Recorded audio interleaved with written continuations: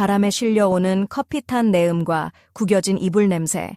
이건 딱 경기도 외곽의 싸구려 여관에서 맡을 법한 전형적인 냄새였다. 나는 공동 숙소 바닥에 앉아 있었고 내 주변엔 흩어진 옷가지들이 마치 내가 내 가방과 싸워 패배한 것처럼 널브러져 있었다. 경기도 가평에서의 지낸 지 사흘째. 내 다리는 이미 저릿했고 마음은 가벼웠다. 안녕하세요. 저는 김서현이라고 해요. 28살이고 혼자 여행하기로 결심한 지 얼마 안 됐어요. 충동적인 결정이었지만 내가 누구인지 다시 한번 확인하고 싶었어요. 끝없는 이메일과 회의, 그리고 말보다 침묵이 더 많았던 지난 연애에서 벗어나고 싶었거든요. 도움 필요해요? 문 뒤에서 다정한 목소리가 들렸다. 강원도 사투리가 살짝 섞인 그 목소리는 이 낡은 도시의 차가운 공기와 묘하게 어울리지 않았다. 고개를 들었더니 헝클어진 머리에 낡은 티셔츠를 입은 남자가 미소를 띠고 서 있었다. 나도 좀 헤매고 있지만 재밌게 지내고 있어요. 나는 얼굴이 붉어지는 걸 숨기려 애쓰며 대답했다. 3일 동안 시장에서 산 물건들 때문에 가방을 닫는 게 힘들었거든요. 그는 허락도 없이 들어왔지만 어찌나 부드럽게 다가오는지 화를 낼 수 없었다. 가방을 벽에 기대고 내 옆에 무릎을 꿇었다. 마치 오래된 친구들끼리 비밀을 나누는 것처럼. 나는 이준호야. 그는 손을 내밀었다. 나는 그의 따뜻한 손을 잡으며 서현이에요. 라고 답했다. 가방에 세상을 다 넣으려는 거야? 그가 웃으며 말했다. 그렇다면 내가 도와줄게. 나도 덩달아 웃었다. 오랜만에 느끼는 가벼운 웃음이었다. 나 그냥 시장에서 자수 이불 커버랑 기념품 몇 개 샀는데 가방이 다 들어갈 수 있을 것 같은데 시도해봐. 그는 마치 엔지니어처럼 가방을 살피더니 알아 이 문제. 라며 옷을 넣고 가방 위에 점프했다. 순간 딱 소리와 함께 가방이 닫혔다. 진짜로 됐다. 고마워요. 내 미소에 그는 조금은 과하게 오래 바라보았다. 우리는 그의 침대에 앉아 이야기를 나누기 시작했다. 시간이 무한한 것처럼 말이다. 준호는 사진가였다. 반년째 여행 중이며 가끔은 사진을 팔고 때론 사진과 밥을 바꾸며 살았다. 그는 강원도, 충청도, 서울을 지나 지금은 가평에 머물고 있었다. 창밖을 보았다. 해가 낮게 내려앉아 지붕을 연한 분홍빛으로 물들이고 있었다. 그 빛은 내가 인정하기 싫었던 무언가를 내게 보여주는 것 같았다. 우리는 해질 때까지 이야기했다. 서로 읽은 책, 치유하는 음악, 세상에 숨기는 두려움을 나누었다. 준호가 말했다. 난 진짜 의미 있는 걸 찾지 못하면 집에 돌아가기 두려워. 나는 고백했다. 난 진짜 사랑에 빠지는 내가 다시는 없을까봐 두려워. 때론 공간을 만들어야 해. 그는 닫힌 가방을 가리켰다. 가방은 꽉 찼지만 닫혀 있었다. 저녁에는 좁은 골목의 작은 식당, 철수네에 갔다. 어깨가 스칠 만큼 좁은 그곳은 튀긴 마늘, 고등어 구이, 그리고 오래된 이야기 냄새가 가득했다. 벽에는 낡은 타일과 흑백 사진들이 걸려 있었다. 주인은 흰 수염에 웃음 가득한 눈을 가진 분으로 우리를 오래 기다린 손님처럼 맞아주었다. 묻지도 않고 붉은 와인 한 병과 플라스틱 컵 2개를 내려놓고는 웃으며 주방으로 들어갔다. 준호가 내게 눈썹을 치켜 올렸다. 나는 웃으며 말했다. 플라스틱 컵에 좋은 와인이라니. 이건 혁명 아니면 수많은 관광객을 본 현명함이겠지. 절순에는 고등어 조림, 달걀 샐러드, 그리고 혀에서 녹는 부드러운 구운 고추를 내왔다. 우리는 먹으면서 주인이 아무렇게나 끼어들어 빠른 강원도 사투리로 농담을 던졌다. 그가 모자를 쓰고 목소리를 바꾸며 이야기를 하니 우리는 거의 알아듣지 못했지만 웃음이 터졌다. 준호와 나는 서로를 바라보며 길 잃은 듯 했지만 행복했다. 그 웃음은 농담 때문이 아니라 순간의 따뜻함과 기쁨 때문이었다. 플라스틱 와인이 더 귀하게 느껴졌다. 모르겠어. 강원도 사람은 고집이 좀 세. 내가 농담조로 말했다. 성 베드로가 천어를 쉬려 한다더라. 준호가 쏟은 와인을 냅킨으로 닦으며 말했다. 철순의 주인은 천천히 말했다. 웃음은 말이 아니라 기쁨에 있는 거야. 바로 그 말이었다. 우리가 나올 때쯤 밤은 가평을 감싸고 있었다. 가로등이 돌길에 빛을 들이우고 멀리서 바이올린 소리가 조용히 흘러나왔다. 우리는 말없이 걸었다. 손가락이 거의 닿을 듯 가까웠다. 준호가 노란빛으로 빛나는 아치 아래 멈춰 섰다. 서현아, 나에게 키스해도 될까? 담담히 물었다. 나는 웃으며 대답하기 전에 고개를 끄덕였다. 그 싸구려 와인, 고등어, 강과 바람 냄새 사이에서 그가 나에게 키스했다. 마치 우리에게 세상이 전부인 듯, 그리고 동시에 그가 나에게 주는 유일한 의미 있는 키스인 듯 했다. 드라마틱하지 않았다. 음악도 느린 장면도 없었다. 단지 진심 어린 질문과 그의 눈, 그리고 내 한복 치마 끝자락을 스치는 바람뿐이었다. 마치 차가운 아침 첫 모금차처럼 부드럽고 따뜻한 위안이 마음에 퍼졌다. 그리고 우리는 늦었다며 숙소로 돌아가자고 했다. 마치 세상이 오늘 우리에게 줄 수 있는 걸 다 줬다는 듯 공기가 속삭였다. 달은 가평의 지붕 위 높이 떠 있었다. 준호는 자연스럽게 내 손을 꽉 잡았다. 우리 발걸음은 돌길 위에서 조용히 울렸다. 나는 새로 생긴 이 연결의 무게를 느꼈다. 가볍지만 진짜였다. 우리가 오늘 아침에 만난 거 믿어져? 내가 조심스럽게 물었다. 시간은 좀 거짓말쟁이야. 그가 손가락을 꽉 쥐며 대답했다. 가끔 분이 평소보다 더 길게 느껴지기도 해. 나는 고개를 숙이고 얼굴이 다시 붉어지는 걸 느꼈다. 오랜 시간 강인해지려 애썼던 내가 이렇게 편안할 줄은 몰랐다. 그냥 나 자신일 수 있다는 것, 가면도 꾸밈도 없이. 지친 다리, 다친 가방, 열린 마음으로. 좁은 골목의 낡은 숙소에 도착했다. 나무 창문은 벗겨졌고 아침에 맞이했던 그 익숙한 냄새가 다시 나를 감쌌다. 마치 하루가 완전히 바뀐 것 같았다. 2층 복도에서 우리는 잠시 멈춰 섰고 어색한 침묵이 잠시 흘렀다. 저 멀리서 두 사람의 웃음소리와 작은 냉장고의 윙윙거림만이 들렸다. 내가 먼저 말을 꺼냈다. 준호야, 잠깐만 더 있을래? 그냥 너랑 이야기하고 싶어. 그의 눈빛은 진지했고 강요하지 않았다. 거절할 수 없는 제안이었다. 나는 웃으며 내 가방에 다시 뛰어들지 않겠다는 약속만 하면 돼 라고 농담했다. 그는 반쯤 웃으며 약속할게 라고 답했다. 그 반쪽 미소가 점점 나를 중독시키고 있었다. 방은 내가 떠난 그대로였다. 좁은 침대들, 얇은 커튼, 내가 시장에서 산 자수, 이불 커버가 내 침대 위에 가지런히 놓여 있었다. 창문은 살짝 열려 바람이 강가의 소리와 밤의 습기를 실어왔다. 우리는 침대 가장자리에 앉았다. 서두름 없이 조용한 평화로움 속에 서로의 존재를 느꼈다. 이 여행이 그리울까? 내가 물었다. 뭐가? 자유롭게 일어나서 어디서 잘지 몰라도 되고 우연히 너 같은 사람을 만나는 거? 그가 생각하며 내 손을 바라보았다. 우연히 그리울 거야. 하지만 오늘 우리가 가진 건 우연이 아니었어. 우리 둘의 선택이었지. 심장이 따뜻하게 뛰었다. 내일 나는 춘천으로 갈 거야. 그가 말했다. 난 서울로. 그러니까 오늘은 그냥 오늘일 뿐이지. 나는 어깨를 으쓱했다. 슬프지 않았다. 오늘이 오늘이고 가끔 그걸로 충분하다. 그는 내 뺨을 엄지로 쓰다듬었다. 서두르지 않고 단지 부드러움과 존중, 두 사람이 딱 맞는 시간에 만났을 때 생기는 특별한 친밀함이 있었다. 그는 내 옆에 서 있었고 난 그를 천천히 끌어당겼다. 그는 이해했다. 우리는 다시 입맞춤했다. 이번에는 더 진실하고 부드럽게, 마치 이 마법 같은 순간을 깨뜨릴까 두려운 듯. 그리고 그렇게 우리는 가평의 창밖 세상을 잠시 멈추게 했다. 영화 같지 않았다. 자연스러웠고 천천히 멈추고 서로의 눈을 바라보며 웃었다. 그건 단지 서로의 존재만을 필요로 하는 만남이었다. 다음 날 아침 가평의 차가운 공기 속에서 눈을 떴다. 창문 너머로는 아직 안개가 희미하게 깔려 있었고 작은 마을의 고요한 소리가 방 안까지 스며들었다. 나는 얇은 플로럴 원피스를 입고 있었다.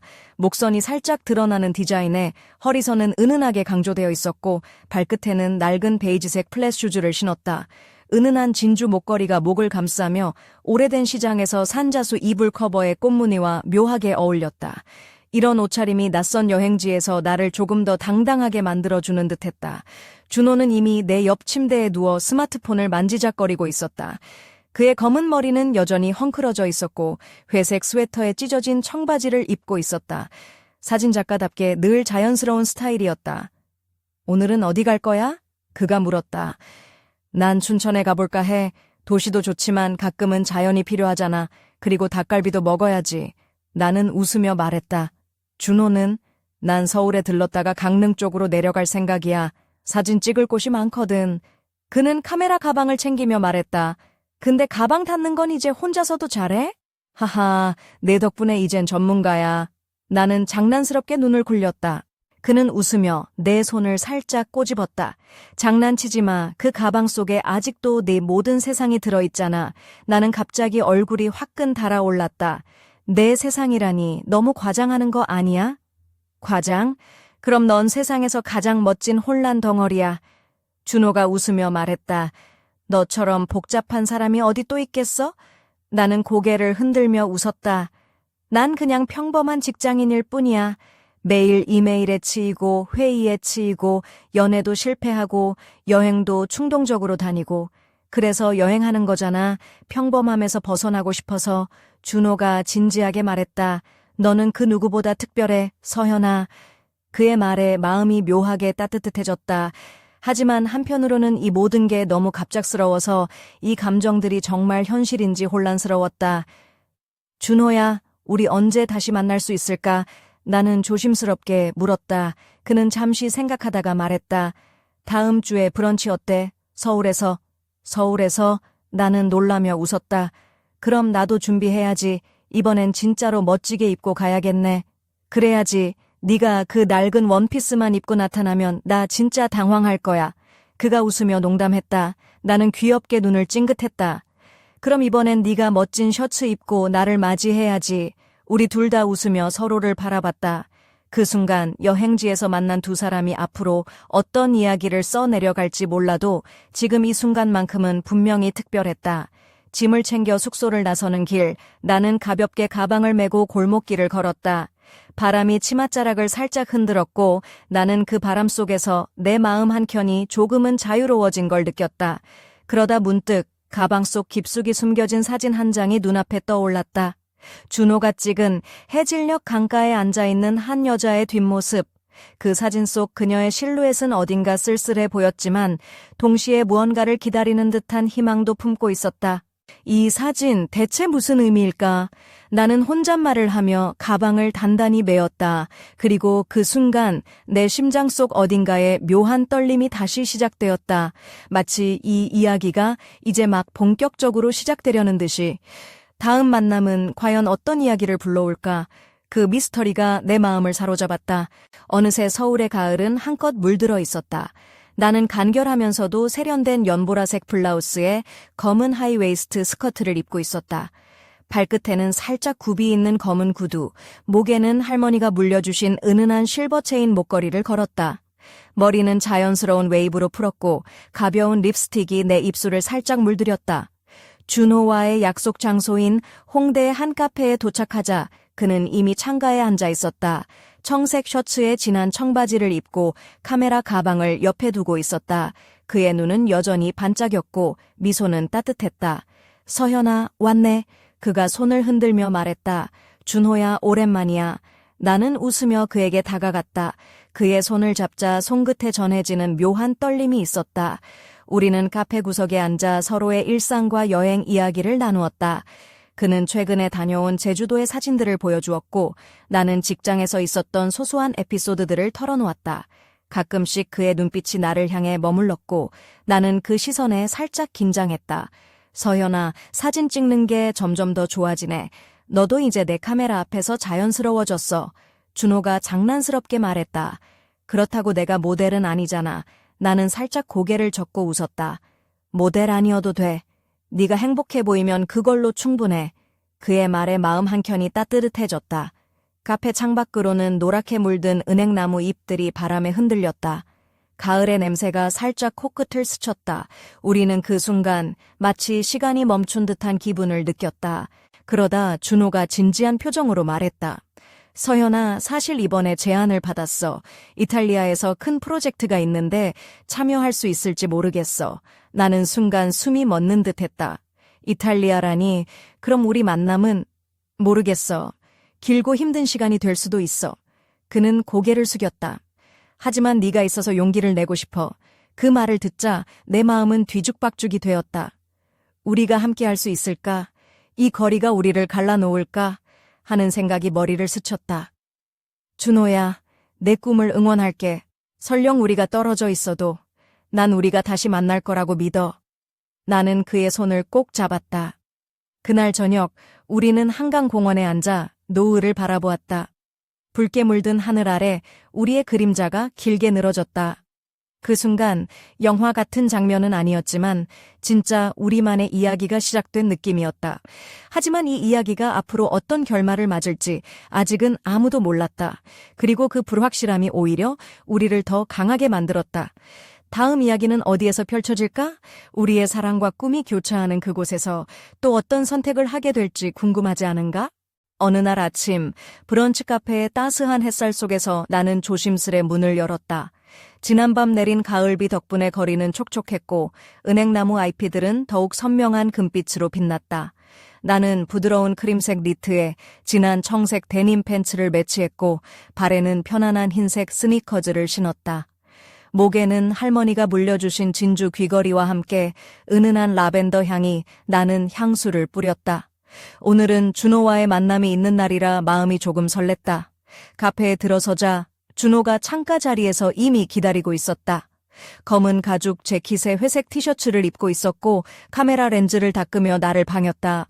서현아, 왔구나. 그의 목소리는 여전히 따뜻했다.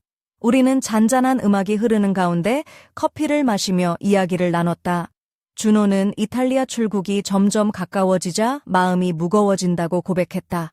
서현아, 너와 함께한 이 시간이 너무 소중해. 그런데 떠나야 한다는 생각에 가끔 숨이 막혀. 나는 그를 바라보며 미소 지었다. 나는 네가 꿈을 쫓는 걸 응원해. 하지만 솔직히 말하면 네가 없으면 내 하루가 조금은 비어 있을 거야. 그는 내 손을 잡고 살짝 쥐었다. 서현아, 혹시 우리 사이에 거리가 생길까 두려워. 하지만 너와의 이 순간들이 나를 붙잡아줘. 그의 말에 마음이 무거워지면서도 동시에 강해지는 느낌이었다. 사랑은 때때로 아픔과 불확실함을 동반하지만 그럼에도 불구하고 서로를 지켜주는 힘이 있었다. 그날 오후 우리는 한강 둔치로 걸어갔다. 바람이 차가웠지만 서로의 온기가 그 차가움을 감쌌다. 준호가 내 귀에 속삭였다. 서현아, 네가 있어서 난 강해져. 이 거리가 우리를 갈라놓지 못할 거야. 나는 그 말에 눈물이 맺혔다. 나도 믿어, 준호야. 우리 함께라면 어떤 시련도 이겨낼 수 있을 거야. 하지만 그 순간 내 가방 속에서 낡은 사진 한 장이 살짝 보였다. 그 사진 속 강계 홀로 앉아있는 여인의 모습이 어쩐지 낯설면서도 익숙했다. 준호가 찍은 그 사진은 마치 우리 둘 사이에 놓인 그림자 같았다. 나는 그 사진을 꺼내며 물었다. 이 사진 무슨 의미야? 준호는 잠시 말을 잇지 못하다가 조심스레 대답했다. 그건 내가 잃어버린 나 자신을 찾으려던 순간이야. 그 여인은 바로 나야. 그 말이 가슴 깊이 와닿았다. 우리 모두는 각자의 상처와 두려움을 안고 있었다. 그리고 그 상처를 함께 치유해 나가야 했다.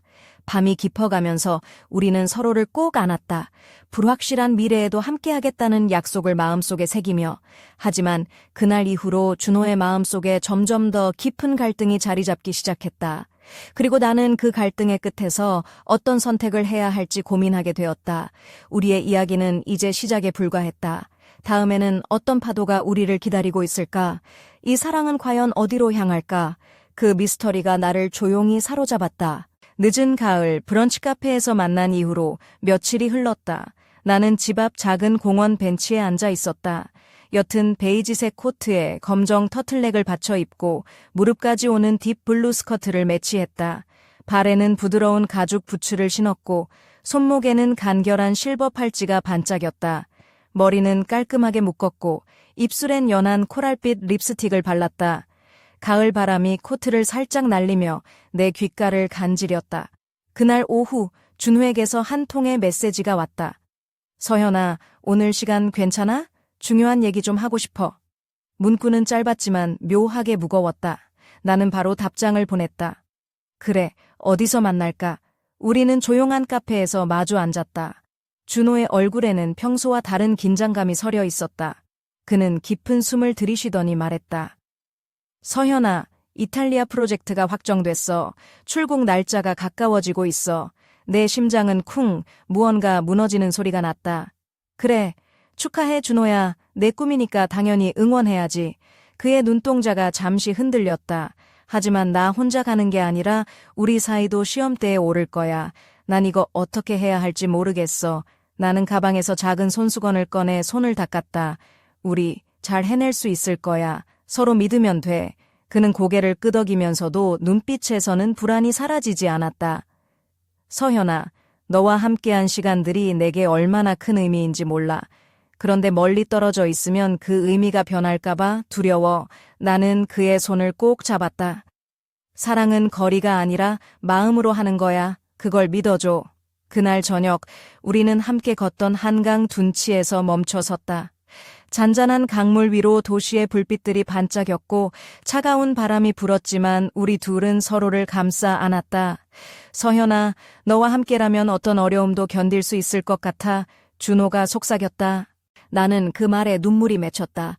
나도 그래, 준호야. 하지만 우리 앞에 놓인 길은 아직 멀고 험해. 그 순간 내 가방 속에서 그 낡은 사진 한 장이 살짝 보였다. 강가에 홀로 앉아있는 여인의 뒷모습. 그 사진은 마치 우리 사이에 떠도는 불안과 외로움을 상징하는 듯했다. 그 사진, 대체 무슨 뜻이야? 나는 조심스럽게 물었다. 준호는 잠시 망설이다가 말했다. 그건 내가 잃어버린 나 자신, 그리고 우리가 마주할지도 모를 고독의 상징이야. 나는 그의 말을 가슴 깊이 새겼다. 우리 모두는 상처와 두려움을 안고 있었고, 그걸 함께 마주해야 했다. 밤이 깊어갈수록 우리는 서로의 존재에 의지했다. 불확실한 미래 속에서도 함께 하겠다는 다짐을 마음에 새기며, 하지만 그 다짐이 얼마나 오래 갈지, 우리 앞에 어떤 폭풍이 몰려올지는 아무도 알 수 없었다. 이 이야기는 아직 끝나지 않았다. 다음 장에서는 그 폭풍이 우리를 어떻게 흔들어 놓을지, 그리고 우리가 어떤 선택을 하게 될지 밝혀질 것이다. 당신은 그 답을 알고 싶은가? 추운 겨울이 서서히 다가오던 어느 저녁, 나는 서울 강남의 한 조용한 카페에서 혼자 앉아 있었다. 머리카락은 부드러운 웨이브로 어깨에 흘러내렸고, 붉은 벨벳 소재의 긴 원피스가 내 몸선을 은은하게 감싸고 있었다. 발에는 검은 스틸레토 힐을 신고 있었고 손목에는 은빛 팔찌가 반짝였다. 은은한 조명 아래 내 모습은 어딘가 모르게 매혹적이면서도 약간은 쓸쓸해 보였다. 내 앞에는 따뜻한 라떼 한 잔과 함께 폰 화면이 켜져 있었다. 준호에게서 온 메시지였다. 서현아, 미안해. 잠시 연락이 어려울 것 같아. 그 짧은 문장에 마음 한켠이 무너졌다. 지난 몇 주간 준호는 점점 더 바빠졌고 그의 여행과 프로젝트 일정은 점점 빡빡해졌다. 우리는 자주 만나지 못했고 메시지도 점점 줄어들었다. 그럴 때마다 나는 가방 속에 숨겨진 그 사진을 떠올렸다. 강가에 홀로 앉아있는 여인의 뒷모습처럼 나도 점점 외로움에 잠식되어 가는 느낌이었다. 이게 사랑일까? 나는 혼잣말을 했다. 사랑이란 단순히 함께 있는 것뿐 아니라 떨어져 있을 때도 서로를 믿고 기다리는 것이라 했지만 현실은 생각보다 훨씬 더 복잡했다. 그날 밤 나는 깊은 한숨을 쉬며 다이어리에 글을 적었다. 사랑은 꿈과 현실 사이에서 늘 갈등한다. 준호와 나, 우리는 그 경계에 서 있다. 하지만 나는 아직 포기하고 싶지 않다. 며칠 뒤 준호가 갑자기 나타났다. 그는 검은 코트에 몸을 감싸고 있었고 손에는 그의 카메라가 들려 있었다. 그의 눈빛은 피곤했지만 나를 보자마자 환한 미소가 번졌다. 서현아, 보고 싶었어. 그는 나에게 다가와 부드럽게 내 손을 잡았다. 나는 그의 손을 꼭 잡으며 말했다. 나도 보고 싶었어, 준호야. 하지만 우리가 이 길을 계속 걸을 수 있을까 불안해. 그는 잠시 생각하다가 말했다. 서연아, 사랑은 쉽지 않지만 난 우리를 믿어. 그리고 난 너와 함께라면 어떤 어려움도 이겨낼 수 있어. 그 말에 나는 다시 한번 마음 깊이 용기를 얻었다. 하지만 동시에 우리 앞에 놓인 길이 얼마나 험난할지 느낄 수 있었다. 그날 밤 우리는 조용히 서로를 껴안았다. 불확실한 미래 속에서도 서로가 서로에게 가장 큰 힘이 되어주리라는 믿음으로. 하지만 그 믿음만으로 모든 걸 이겨낼 수 있을까? 혹시 우리에게 숨겨진 더 큰 시련이 다가오고 있는 건 아닐까? 다음 이야기는 그 시련과 마주한 우리의 선택을 담을 것이다. 당신은 우리가 어떤 결정을 내릴지 궁금하지 않은가? 봄바람이 살랑이는 어느 오후, 나는 부산 해운대의 작은 갤러리 앞에 서 있었다. 하늘색 블라우스에 흰색 플리츠 스커트를 매치했고 발에는 샌들 힐을 신었다. 머리는 자연스러운 포니테일로 묶었고 귀에는 은은한 진주 귀걸이가 반짝였다. 갤러리 유리창에 비친 내 모습은 한층 성숙하고 자신감 있어 보였다. 그날은 준호가 이탈리아에서 돌아와 처음 만나는 날이었다. 긴 비행과 프로젝트의 피로가 그의 눈가에 남아 있었지만 그의 미소는 여전히 따뜻했다. 그는 검은 가죽 자켓에 캐주얼한 청바지를 입고 있었고 손에는 그의 사랑스러운 카메라가 들려 있었다. 서현아, 너무 보고 싶었어. 그의 목소리는 여전히 부드러웠고 그 말에 내 심장은 빠르게 뛰었다. 우리는 갤러리 안으로 들어가 전시된 사진들을 함께 감상했다. 준호가 찍은 이탈리아의 풍경과 사람들, 그리고 그가 담아낸 순간들은 마치 우리 두 사람의 지난 시간을 이야기하는 듯했다. 이 사진들은 너와 함께한 시간들 덕분에 더욱 특별해졌어.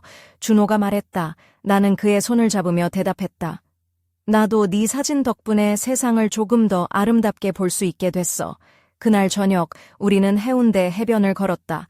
바닷바람이 부드럽게 불어왔고 파도 소리가 귓가에 속삭였다. 준호가 내 귀에 속삭였다.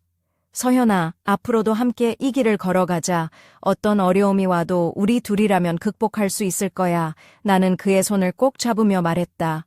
그래, 준호야. 우리 함께라면 어떤 시련도 두렵지 않아. 하지만 그 순간 내 마음 한켠에 묘한 불안감이 스며들었다. 이 행복한 순간 뒤에 감춰진 그림자가 무엇일까 하는 생각이 머리를 스쳤다. 그 불안은 곧 현실이 되었다. 준호가 갑작스럽게 바빠지면서 우리 사이에 다시금 거리가 생기기 시작한 것이다. 그리고 나는 그 거리가 단순한 물리적 거리가 아니라는 것을 점점 깨닫게 되었다. 우리의 이야기는 이제 새로운 국면에 접어들었다. 사랑과 꿈, 현실과 이상 사이에서 우리는 어떤 선택을 하게 될까?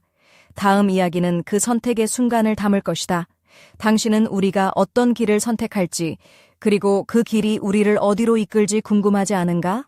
늦어름의 땡볕이 내리쬐는 서울 역삼동의 한 카페에서 나는 홀로 창가에 앉아 있었다. 푸른 민소매 원피스가 살짝 젖은 머리카락 사이로 부드럽게 흘러내렸고 발끝에는 흰색 스니커즈를 신었다. 은빛 팔찌가 햇빛을 받아 반짝였고 목에는 할머니가 물려준 작은 금목걸이가 살짝 보였다. 내 손에는 따뜻한 아이스 아메리카노가 들려 있었고 시선은 멀리 서울의 빌딩숲 너머를 향했다. 그날 준호는 예상치 못하게 나를 찾아왔다. 그는 검은 티셔츠에 연청 청바지를 입고 있었고 피곤한 기색이 역력했지만 눈빛은 여전히 진지했다. 서현아, 미안해. 요즘 너무 정신없었어. 그의 목소리는 진심이 묻어났다. 나는 조용히 고개를 끄덕이며 말했다. 괜찮아, 준호야. 하지만 우리 사이가 점점 멀어지는 것 같아서 걱정돼. 그는 내 손을 잡으며 말했다. 나도 그래. 하지만 이게 끝이 아니야. 난 우리가 다시 시작할 수 있다고 믿어. 그 말에 마음이 조금은 놓였지만 동시에 우리 앞에 놓인 현실의 무게도 느껴졌다. 그날 저녁 우리는 한강변을 걷다가 멈춰섰다. 노란 가로등 불빛 아래 그의 손이 내 손을 꼭 잡았다. 서현아, 우리 함께라면 어떤 어려움도 이겨낼 수 있어. 준호가 속삭였다. 나는 눈을 감고 고개를 끄덕였다. 하지만 마음 한켠에는 아직도 불안이 남아 있었다. 그날 이후 우리는 서로에게 더 솔직해지기로 약속했다. 그리고 그 약속은 우리 관계에 새로운 희망을 불어넣었다. 하지만 그 희망 뒤에는 아직 풀리지 않은 미스터리가 숨어 있었다. 준호가 이탈리아에서 가져온 사진 중 하나, 어딘가에 감춰진 비밀이 우리를 기다리고 있었다. 다음 이야기는 그 비밀이 드러나는 순간을 담을 것이다.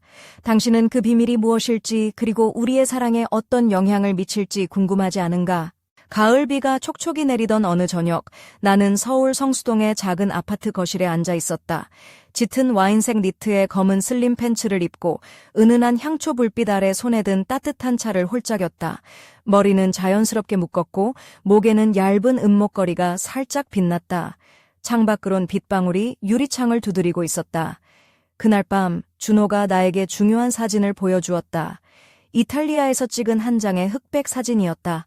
사진 속에는 낯선 여인이 강변에 앉아 있었고 그녀의 눈빛은 슬픔과 희망이 교차하는 듯했다. 서현아, 이 여인이 누구인지 알게 됐어. 준호가 조심스레 말했다. 나는 숨을 죽이며 고개를 끄덕였다. 누군데? 그녀는 내 오래된 친구야. 하지만 우리가 연락을 끊은 지 오래됐어. 그 사진은 내가 그녀를 다시 찾으려는 마음을 담은 거야. 그 말에 마음이 복잡해졌다. 준호에게는 내가 모르는 과거가 있었고 그 과거가 우리 사이에 그림자를 들이우기 시작했다. 준호야, 그럼 우리 사이도 그 그림자에서 자유로울 수 있을까? 내가 물었다. 그는 잠시 망설이다가 말했다. 서현아, 난 네가 내 과거도 함께 받아줬으면 해. 그리고 우리 미래를 함께 그리고 싶어. 나는 그의 손을 꼭 잡으며 대답했다. 나도 그래, 준호야. 하지만 그 길이 쉽지는 않을 거야. 그날 밤 우리는 서로의 마음을 더욱 깊이 나누었다. 불확실한 과거와 불안한 미래 속에서도 서로를 향한 믿음이 우리를 붙잡았다. 하지만 그 믿음만으로 모든 걸 극복할 수 있을까? 우리의 사랑은 앞으로 어떤 시련을 맞이할까? 다음 이야기는 그 시련과 맞서 싸우는 우리의 모습을 담을 것이다. 당신은 우리가 그 시련을 이겨낼 수 있을지 궁금하지 않은가? 겨울이 깊어가던 어느 밤, 나는 서울 이태원의 작은 배서 홀로 앉아 있었다. 검은 벨벳 미니 드레스가 내 몸에 부드럽게 감겼고 붉은 립스틱이 입술을 선명하게 물들였다. 발끝에는 세련된 하이힐을 신고 손목에는 은빛 체인 팔찌가 반짝였다. 어두운 조명 아래 내 눈동자는 복잡한 감정으로 반짝였다. 그날 밤 준호와의 마지막 통화가 내 마음을 무겁게 했다. 서현아, 우리 길이 여기서 갈라지는 걸까? 그의 목소리는 흔들리고 있었다. 나는 떨리는 손으로 휴대폰을 내려놓았다. 준호야, 우리 사랑은 너무 많은 시험을 견뎌냈어. 하지만 이젠 선택할 시간이야. 그날 밤 나는 창밖에 내리는 눈을 바라보며 깊은 숨을 내쉬었다. 우리의 이야기가 여기서 끝나는 걸까? 아니면 새로운 시작일까? 마음 한켠에선 아직도 희망의 불씨가 타오르고 있었다. 그때 내 가방 속에서 작은 편지가 떨어졌다. 준호가 남긴 쪽지였다. 서현아, 난 아직도 우리를 믿어. 하지만 이 길은 쉽지 않을 거야. 너와 함께라면 어떤 어둠도 이겨낼 수 있어. 기다려줘. 눈물이 흐르면서도 나는 미소 지었다. 이 이야기는 끝나지 않았다. 아직 우리가 함께 써내려가야 할 페이지가 남아 있었다. 그리고 문득 가방 속에서 또 다른 사진 한 장이 살짝 보였다. 이번에는 누군가의 손에 쥐어진 열쇠, 그리고 그 뒤에 감춰진 미스터리가 있었다. 이 이야기는 끝이 아니라 새로운 시작이다. 다음에 펼쳐질 이야기는 우리 모두가 기다려온 그 미스터리와 마주할 것이다. 당신도 그 미스터리의 열쇠를 함께 찾아보지 않겠는가?